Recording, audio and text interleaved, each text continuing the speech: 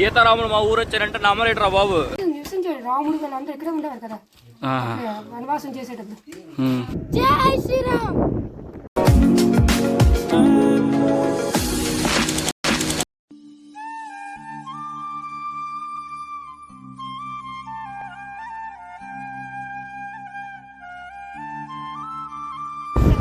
ఊరొచ్చానా ఈ రామాయణం ఇవన్నీ నిజంగా జరిగాయి?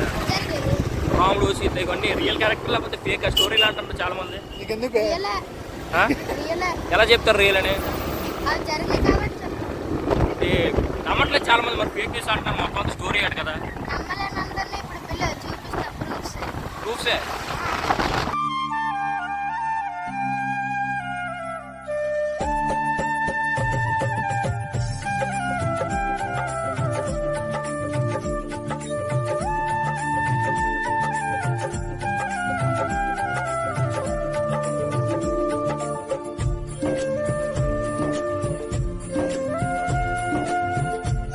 ఇప్పుడు మన అకౌంట్ పెట్టించుకున్నా సరిపోతుంది. లంచ్ కూడా నన్ను అడగలేదు. నన్ను ఒక బ్యాంక్ బుక్ అడగలేదు, ఒక ఆధార్ కార్డు అడగలేదు. ఇవన్నీ అడిగి ఇచ్చావా అని అడిగారు బ్యాంక్ వాళ్ళు. ఆల్రెడీ అడగలేదు, అకౌంట్ అన్నాడు. నాకు మాటలు ఇచ్చిన మిషన్ ఇచ్చాడు, స్కానర్ ఇచ్చాడు. ఎవరు వచ్చినా సరే చేసుకునే ఇది నొక్కిస్తే నీ అకౌంట్లో డబ్బులు పడిపోతాయి అన్నాడండి. ఆయన నన్నే ఆధార్ కార్డు అడగలేదు, బ్యాంక్ బుక్ అడగలేదు. అది తెచ్చేటాడు. వచ్చిన వాళ్ళందరూ చేసుకుంటారు. ఇది చెబుతాను దగ్గర ఇంత చేసుకుంటారు, పెట్టి అమ్మకరు ఒక మాట. ఆ డబ్బులన్నీ ఆడ అకౌంట్ లో పడిపోయి అడిటే కట్సి ఇలా మీ ఒక్కరి దగ్గర ఎంతమంది చేసాడు అలాగా? మరి నేను ఈ ఊర్లో నేను బలి అయిపోయాను. అదే అది పడుకొని లేచిన ముందు తాళమును అది కొట్టుకొని వచ్చేదాన్ని. మరి దెంగ పెట్టొద్దు ఇదంతా ఆడికి. అయ్యో, చిన్నప్పటి నుంచి కొండ గురించి ఎంతో విన్నాను. ఎంతో చరిత్ర కలిగిన కొండ ఇది. కొండ పేరు బోధి కొండ. ఫ్రెండ్స్, ఆంధ్రలోనే చాలా ఫేమస్ అయిన రామతీర్థ కొండ ఎక్కబోతున్నాం. పైన ఏమో ఉంటాయి అనేది చాలా మందికి తెలియదు. నేను కూడా ఎప్పుడు చూడలేదు. చూసి మీ అందరికి చూపించి కంప్లీట్ అవ్వట్లేదురా చెప్పాలనుకుంటాను. భవనే కాదు నన్నే సిటీ పోటీలకు వెళ్తున్నాడు. సారీ, మిస్టర్ రెడ్డి పోటీలకు వెళ్తున్నాడు కదా. ఎండ వచ్చేసినామయ్యా, కొనుక్కుంటారమ్మయ్యా. మన సబ్స్క్రైబర్స్ కోసం ఒకసారి కొంటారు ఇలాగ అంటారు కదా. మేము ఒకసారి ప్లీజ్ ప్లీజ్ రా, నీకు చాలా ఫ్యాన్స్ ఉన్నారు సార్. 500 సబ్స్క్రైబర్స్ కోసం అంట. అదే నేను ఇంకా ఫేక్ అకౌంట్ లో 100 మంది కొట్టించాను బాబు. నువ్వు కొట్టించావు నాకు. మరి నీకు కూడా నిన్నే వైరల్ చేసి మొత్తం జబర్దస్త్ వరకు పంపిద్దాం అనుకున్నాను రా. నీకు వచ్చిన 1000 వ్యూస్ వీడియో మీద కాపీరైట్ వేసి తెప్పాడు. నేను ఇప్పుడు ఎక్కేది మామూలు కొండ కాదు బ్రో. పైకి వెళ్ళిన తర్వాత మీకే అర్థమవుతుంది ఎందుకు ఎక్కుతున్నాను. చాలా తెలుసుకుంటారు. తెలుసుకుంది ఇంకో నలుగురు షేర్ చేయండి ప్లీజ్.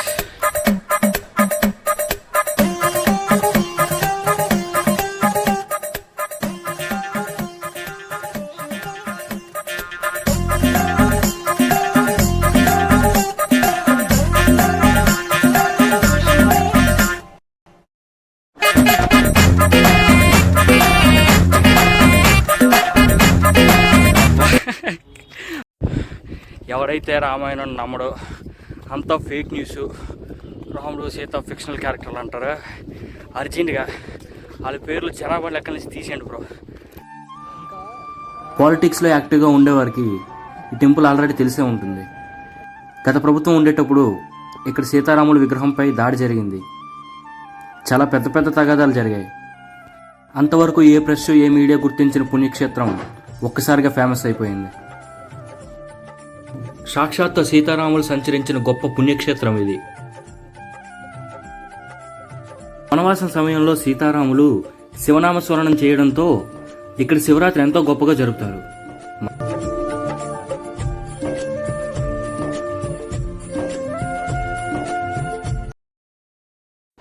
అరే భవానీ, ఇక్కడ నుంచి బీబీఏ వాళ్ళకి లైన్ అయ్యకల్లా కొంచెం మెడికల్ వాళ్ళకి లైన్ అయ్యి వీళ్ళు కలిసిపోతే కష్టం రే.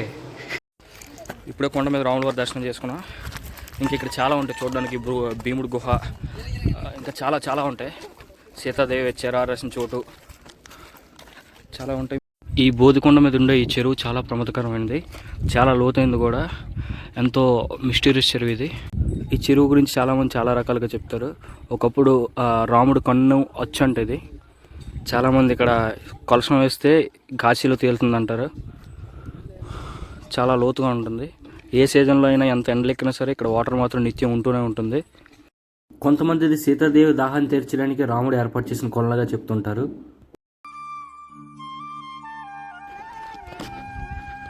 భీముని గుహ.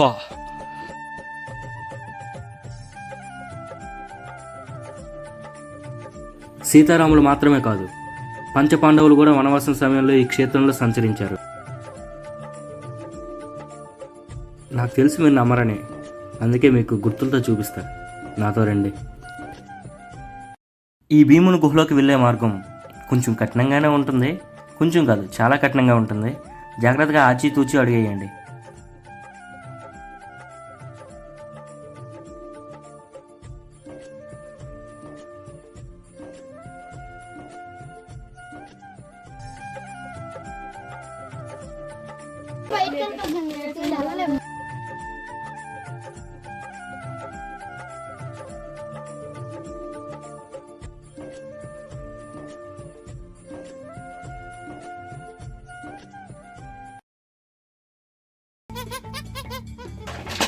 బాగుంది, జాగ్రత్త, కొండ ఇరిగిపోగలదు. అయ్యా అయ్యా అయ్యా అయ్యా.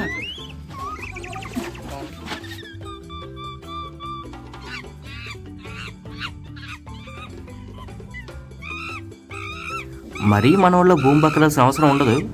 కొంచెం చూసుకొని జాగ్రత్తగా రండి.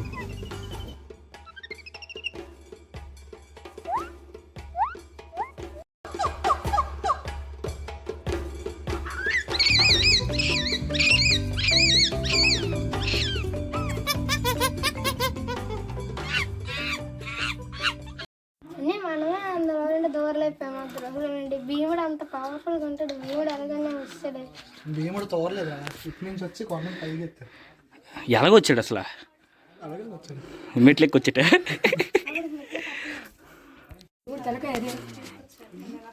ఏంటండి అది? భీముడు ఎత్తాడు కదా పర్వతాన్ని. దీన్ని ఎందుకు ఎత్తాడు అసలు భీముడు? ఇక్కడ ఉండేవాడు, నివసించాడు. రాముడు వాళ్ళంతా ఇక్కడే ఉండేవారు కదా వనవాసం చేసేటప్పుడు. ఈ గృహలోంచి వచ్చేవాడట, అందులోంచి వచ్చి ఇది వచ్చాడట. భయపడకరా చిన్న, ఇంకో భీముడు ఉన్నాడు నీ పక్కన పట్టుకోవడానికి కొడ. దండం పెట్టుకో, కోరుకో భీముడు అంత పెద్ద బలం రావాలని నాకు.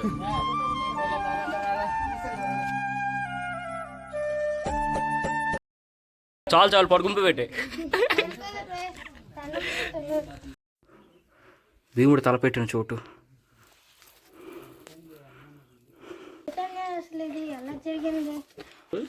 శ్రీకృష్ణ అడిగే ఒకప్పుడు పాండవులు వనవాసంలో ఉన్నప్పుడు శ్రీకృష్ణుడు గోవులు కాసుకుని వచ్చి ఇక్కడ పడుకున్నాడంట. తెలియకుండా పర్వతం పైనుంచి వచ్చేస్తుంది. పడిపోతుంటే భీముడు వచ్చేప్పుడు పర్వతం నాపాడు. అప్పుడు పడిన వచ్చి ఇంకా ఇక్కడే ఉన్నాయి ఇలాగే. అందుకే ఈ గుహకు భీముడు గుహ అని పేరు వచ్చింది. ఈ కొండ కూడా చూడు, మొత్తం కొండ మొత్తంతో పోల్చుకుంటే సపరేట్గా ఉంటుంది, ఏదో పడిపోయినట్టు.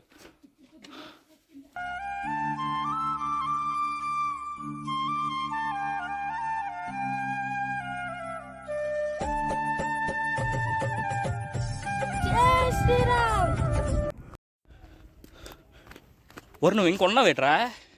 మీ అమ్మకి ఇంకెలా మేళ చీరలు ఆలోచిస్తుంది, ఎక్కడో పడిపోవాలి రే. ఇంకా మీకు కనిపిస్తున్న బౌండరీ లోపల ఉన్నదంతా సీతాదేవి చీర ఆరేసిన చోటంట. చూడండి అక్కడ ఫైన్ లైన్స్లో ఉన్నాయి. గీత బయట వేరేలా ఉంది, గీత లోపల వేరేలా ఉంది.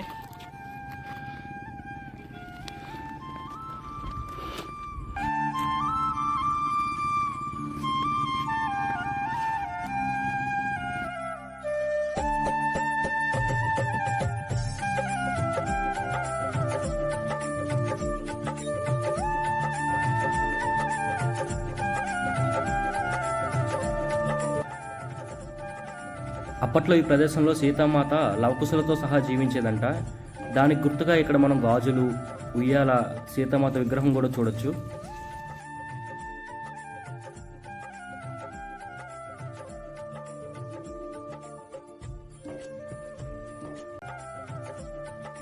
మన ఇతిహాసాలు మనకు ఎన్నో నేర్పించాయి. మనం మాట్లాడే ప్రతి మాట, మనం పాటించే పద్ధతులు, మనం చేసే పనులు ఏదో రకంగా వాళ్ళ నుంచి నేర్చుకున్నవే. వాటి మీద సందేహపడడం చాలా తప్పు. వీటికి ఎగెన్స్ట్గా ఎంతోమంది ఎన్నో రకాలుగా ప్రయత్నించినా గెలిచినట్టు చరిత్రలో లేదు. ఇప్పటికైనా నమ్ముతారా నమ్మరా? రాముడు రామాయణం అన్నీ నిజమే, మీరు నమ్మాలి. రాముడు చాలా గొప్పవాడు. జై శ్రీరామ్. చెప్పులు వేసుకొచ్చాం కానీ లేకపోతే అసలు కాలు మండిపోతాయి. ఆమ్లెట్లు వేసుకుని తినచ్చు ఇక్కడ. ఇప్పుడు లోపల లావా మరుగుతుంది. ఎప్పుడన్నా చిన్నప్పుడు అనేవారు బయటకు వచ్చేది మొత్తం విజయనగరం అయిపోద్ది, రాముల వారి వల్ల రాలేదు. ఇంకా ఏం ఉందో లేదో నాకు తెలియదు, ఉందంట కానీ ఇప్పుడు బయటకు వచ్చేది ఎవరో తెలియదు. ఈ ప్రదేశం విజయనగరం జిల్లా నెల్లిమల్ల మండలం రామతీర్థాల గ్రామంలో ఉంది. ఇవన్నీ నిజంగా జరిగాయని మీరు నమ్మకపోయినా పర్వాలేదు, కానీ నమ్మిన వాడిని నమ్మకాన్ని దెబ్బతీయద్దు ప్లీజ్. జై శ్రీరామ్, జై సనాతన్ ధర్మం. Love you.